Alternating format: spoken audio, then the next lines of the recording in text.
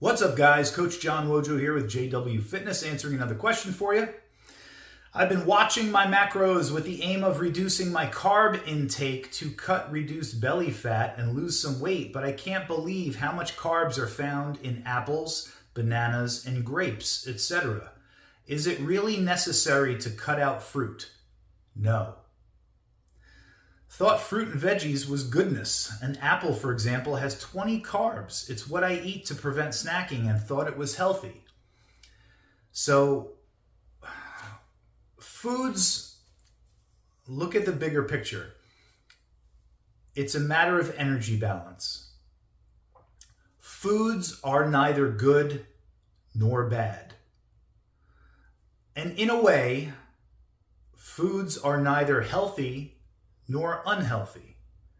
Now, I know you can make the argument that certain foods are like objectively unhealthy for you, like trans fats and yada, yada, yada. But just play along.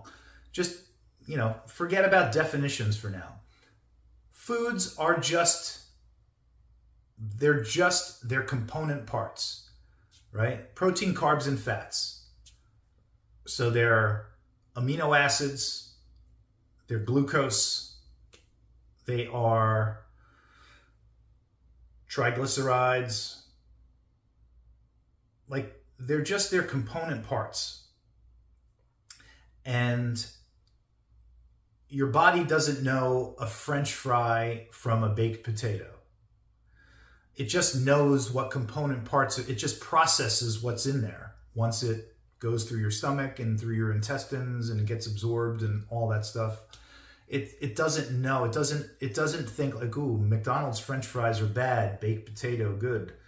It's just its component parts. Same thing with fruit, right? Don't worry so much about, and I used to be obsessed with this when I was younger too, because that's what we were taught, is like, you got sugar is bad and you gotta, not that sugar in its, drinking sugar all day is good for you. You can become diabetic doing that. I'm not saying that, but being so preoccupied with what's the glycemic index of this food, and I gotta eat this versus this because it's lower on the glycemic scale.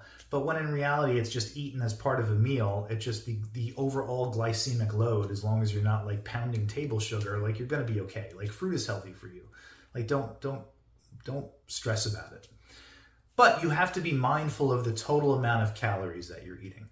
So as long as your total calories that you're eating is less than the amount of calories that you're expending, and you do that consistently day in, day out, or at least the net week over week is in a deficit, then over time, you are going to lower your body fat levels because your body is not going to have anywhere else to go to for the energy that it requires other than its stored body fat. And if you are strength training and you're keeping your protein high, your body is not going to burn its own muscle tissue to provide the energy that it needs, because it doesn't really want to. And as long as you're providing a reason for it not to, your body is going to go to its fat stores to find the energy that it needs when you're in a deficit. And the result is that over time, you are going to lose more and more body fat. That's how it works.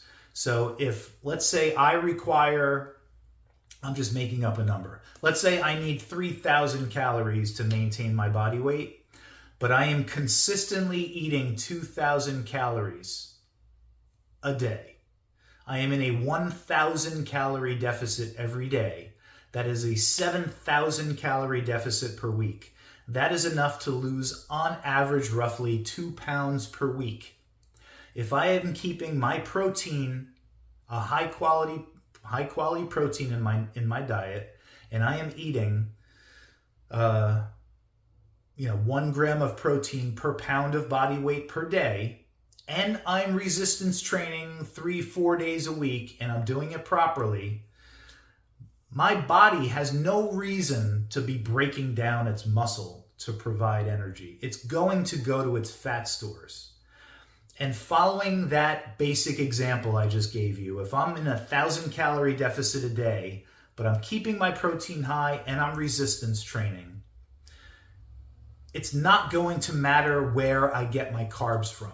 Whether I'm eating an apple or a banana or brown rice or yams or potatoes or oatmeal or whatever ultra clean, healthy, whatever name you want to give it, carbohydrate, it's not going to matter. Whether I have oatmeal, brown rice, or I just put, 25 grams of sugar in my morning coffee every day. It's not going to matter where that carb comes from.